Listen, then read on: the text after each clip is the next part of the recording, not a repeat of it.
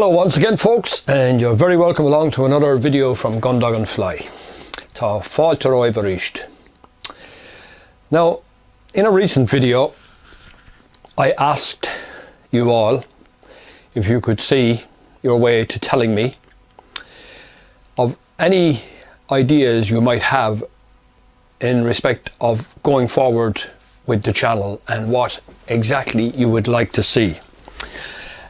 I also asked you if you'd had any ideas of how I could make the channel better and all that sort of thing, and I got a huge response, and I'm grateful to every one of you who made suggestions. And I now have a whole raft of stuff that I can do in the future thanks to you.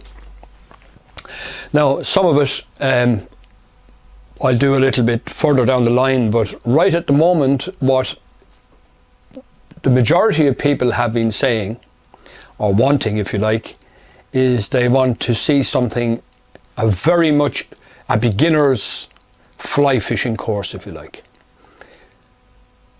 To tailor it as if the person concerned had never fly fished in their life, had decided that they were going to go fly fishing, what would they need to do? So this is the first part of what I plan as a sort of a series of short films about what is needed by a beginner fly fisher. And I've done some thinking about this in the last few days, and I've come up with the following idea. What I'm going to do today is I'm going to talk about, in very basic terms, about rods and reels. Just rods and reels, that's it for today. And to try and advise a complete beginner, someone who's never fly fished before, what to look for when they go to purchase their fly rod and reel. I fished for numerous years with fly rods and reels that would be considered completely outdated now. I have upgraded my tackle, and the tackle I have is relatively modern and is very good. But like, I don't catch any more fish on the tackle that I have now as opposed to the old tackle. I often use the analogy of I've never played golf in my life. So if I was given, say for instance, the most modern golf set designed by Tiger Woods, and it costs, for example, 5,000 euros, and you gave it to me, it would be of zero use to me because I simply would not know what to do with it. And it's the same thing applies to fly fishing. There would be little point in giving a brand new rod, reel and all the accoutrements to someone who'd never fly fished before, handing the whole lot to them. It would be of no use to them because they simply would not know what to do with it. So the point I'm trying to make is that as regards a rod and reel, there's no need to go to huge expense as a beginner. Spend what you can afford, because modern tackle is very good, and it's difficult now to buy bad rods or bad reels. The vast majority of it is very good. Even the relatively cheap stuff is very good. In fact, you could now buy, say, a rod and reel for maybe less than 300 euro. That would be space age in comparison to what I used to use a few years ago. But like I say, you need to know how to use it. But for the time being, what I'm going to talk about is rods and reels. So I'm going to work on the assumption that the person watching here now has no idea whatsoever about fly fishing rods and reels. So if you're already an accomplished fly fisher, the rest of this probably won't interest you very much. But for the beginner, I'm going to talk about this as if I were talking to someone who'd never fly fished before. So with that in mind, fly rods, they're made of various materials. The modern materials are very good, really, really good in comparison to like when I started out, we've had split cane, which I fished with, always broke them for some reason. Fiberglass then was a huge step up. When I remember the fiberglass rods first came around, the early 70s, it was when I first saw them, and they were a huge advancement on the split cane. And then came the carbon rods in sort of the 80s, and now there's, I don't know really, to be honest, there's all kinds of claims made about modern rods, but like, to me, they don't seem to be much different than any of the rods developed in the last 30 years. They all seem to be much of a muchness as far as I'm concerned, irrespective of how much you pay for them. So, when you go to buy your fly rod, you need to decide what kind of fly fishing you're going doing. Now, there's numerous disciplines in fly fishing, and even more disciplines within each discipline, if you know what I mean. And I'm going to work on the assumption that you want to go fly fishing on the river, because that's my area of expertise. Now, I have done some still water fishing on stocked waters. It's not for me. You can fly fish for wild fish on lakes such as, say, Lough Conn or Lough Corrib in the west of Ireland, and I've done some of that as well, but I wouldn't profess to know very much about it. You can also fish in the sea with fly rod.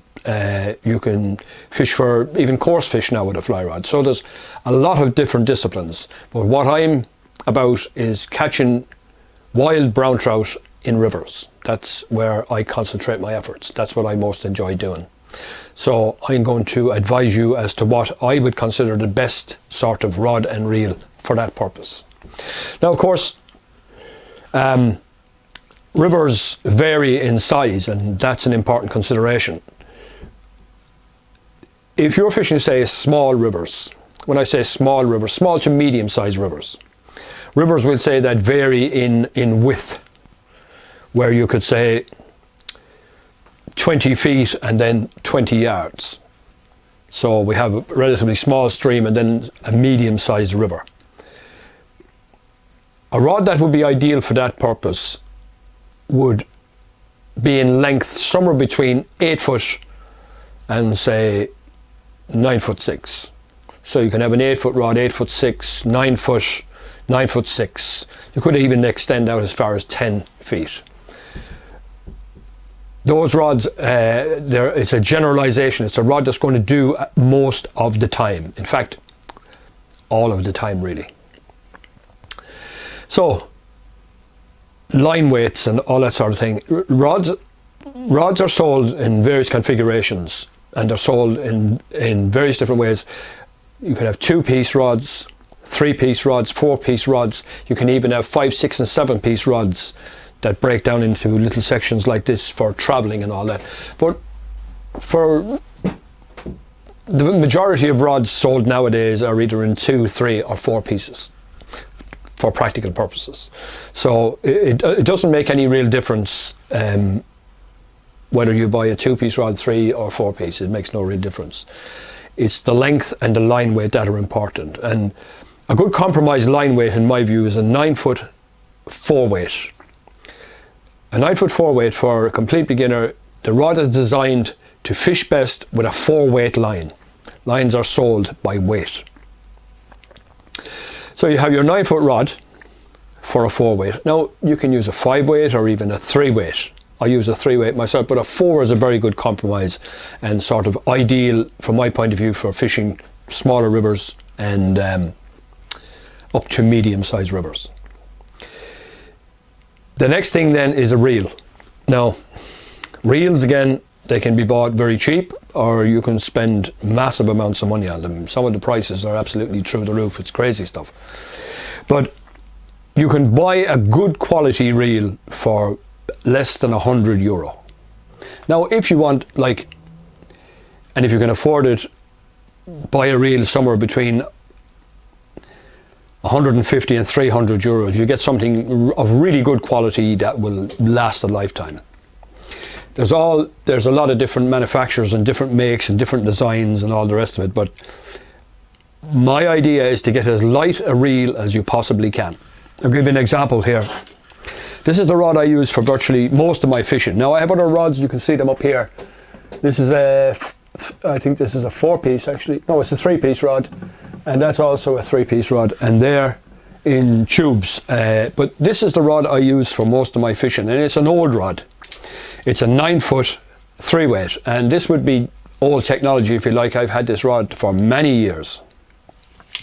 But it's very light, very nice and very light, and I'm used to using it.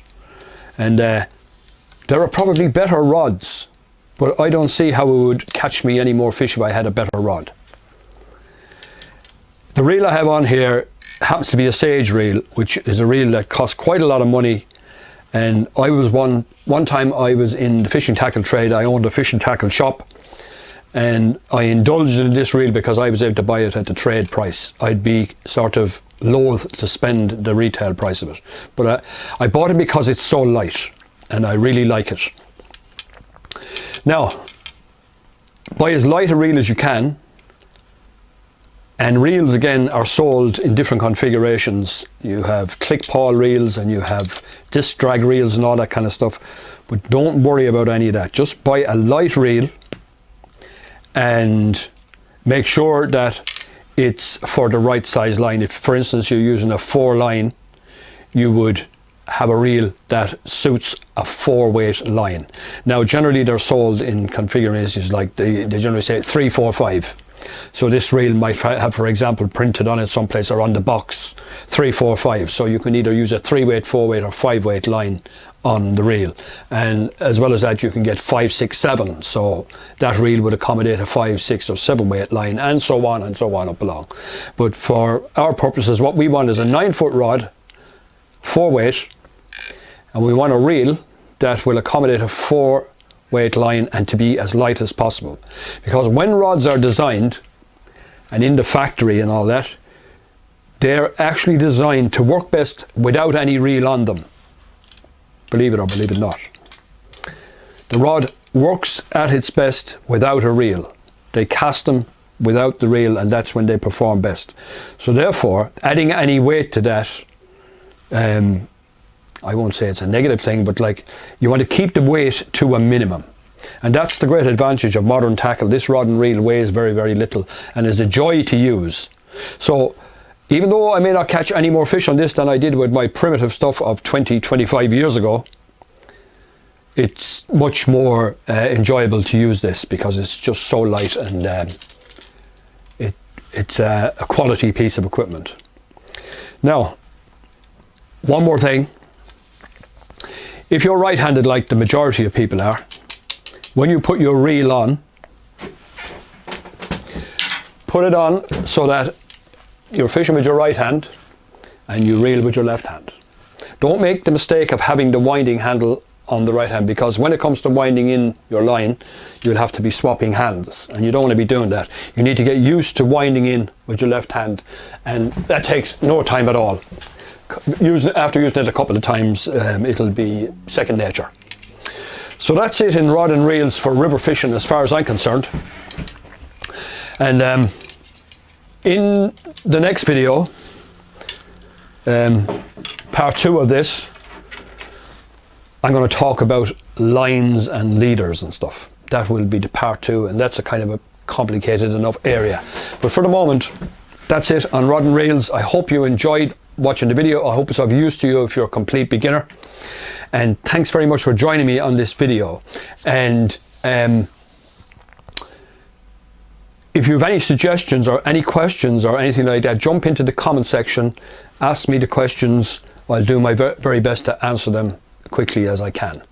And also in the description below, I've left a link to my I have difficulty remembering. It's a page where you can make a small financial contribution, a Patreon page actually, where you can make a small financial contribution to the channel, which will help enormously.